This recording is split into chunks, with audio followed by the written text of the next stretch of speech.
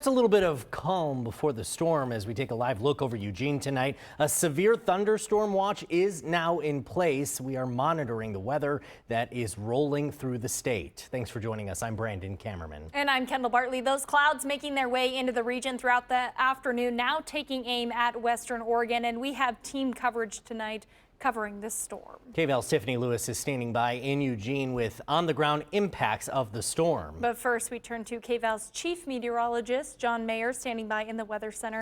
John, what do people need to know? Well, first off, I would say most important point here is what a severe thunderstorm watch is. Just breaking that down so you get an idea of what we're actually tracking here. Now, this out here doesn't look like severe thunderstorms, right? Well, that's because it isn't. This is just the potential for severe thunderstorms to make their way into town. The watch meaning we have all the ingredients, but we still need to get everything to line up just right if we're going to see these severe storms starting to pop off later today. Now, this isn't covering the entire area. This actually only cuts down as far south as parts of Lincoln into Linn and Benton counties, but it does stretch all the way north up into Seattle. Now, this is actually going to be with us clear through 9 o'clock this evening. Good chance this actually has to get extended. These storms are going to be moving south to north, and it'll take some time before they're completely fizzled out. But right now, what we are starting to see is these individual thunderstorm cells beginning to start to form and actually beginning to gain some strength. Now, the bulk of this is still going to be focused further north. I want to make that clear. The majority of these stronger storms likely going to start to develop up towards the Columbia River Gorge into parts of Washington. But down here in our backyard, we do still have these isolated storm cells that are going to continue to intensify. We're starting to see that in eastern Douglas County, now into eastern Lane County, and also up into Linn County. I'll tell you, that is likely going to be the best spot if we're going to see severe thunderstorm activity. Linn County is going to be the one to watch for. And one of the big things that we're going to be tracking, hail. So far, have not seen anything of note when it comes to hail potential, but there are all of those elements that could combine to give us some severe hail. That's hail of a 1-inch diameter, roughly the size of a quarter. That's what we're watching for over the next couple of hours. We'll break down exactly how this is all going to play out, as well as what you'll need to know through the rest of this evening here coming up. All right, thank you, John. And that weather watch, cause for concern. Advocates are raising the alarm for the city's unhoused community.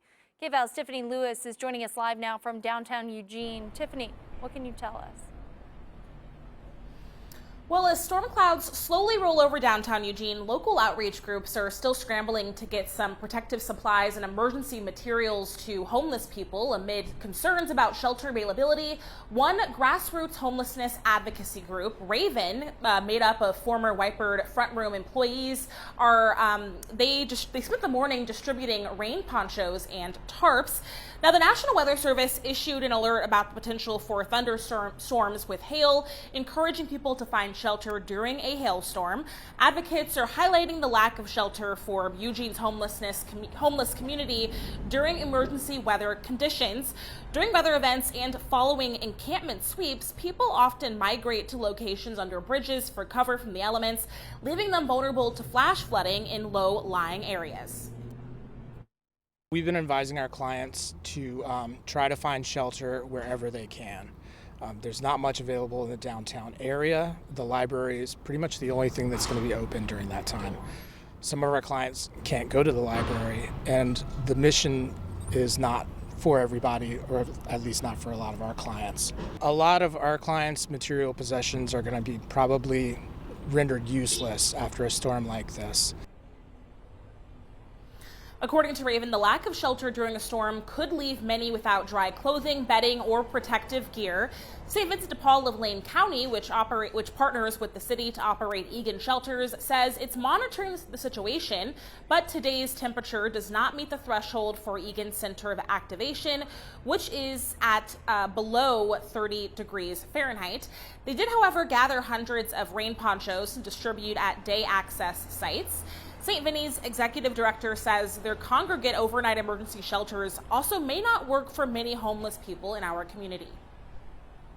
Typically, when people become displaced or unhoused, they want to stay close to their support network. So expecting folks to relocate, even if it would mean services, isn't always realistic.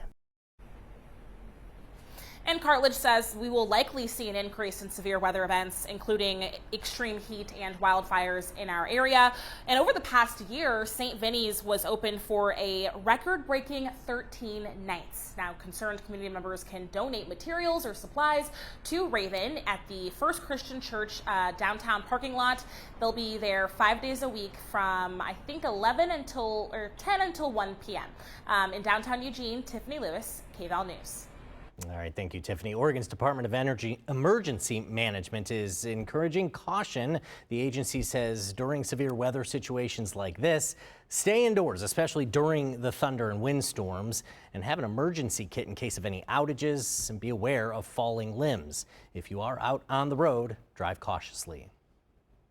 And we want to see your pictures of the storm, so head on over to kval.com/chime in and send them our way. John, we're probably going to get a decent amount of photos. Well, and that's just it. Just to make this abundantly clear, this is not going to be everybody sees severe weather. These are isolated storm cells, majority east of the I-5 corridor.